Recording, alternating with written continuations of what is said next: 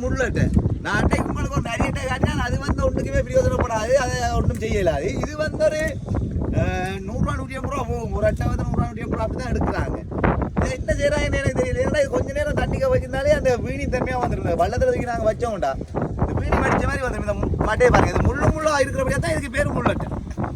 அதோட இது வந்து மண்ணை தான் சாப்பிடும். கடலுக்கு இருக்கிற அந்த மண்ணை தான் சாப்பிடும். அட்டை இனங்கள் எல்லாமே சேர்ற மண்ணை தான் சாப்பிட்டு வளர்க்கணும்.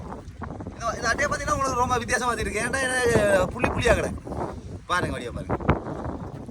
இந்த அட்டைக்கு கூட உள்ள என்னென்ன பேரண்டு நீங்கள் வந்து கமெண்ட்ல சொல்லுங்க. அதோட யாரும் சாப்பிட்டுருந்தாலும் வந்து கமெண்ட் கட்டாக சொல்லுங்க.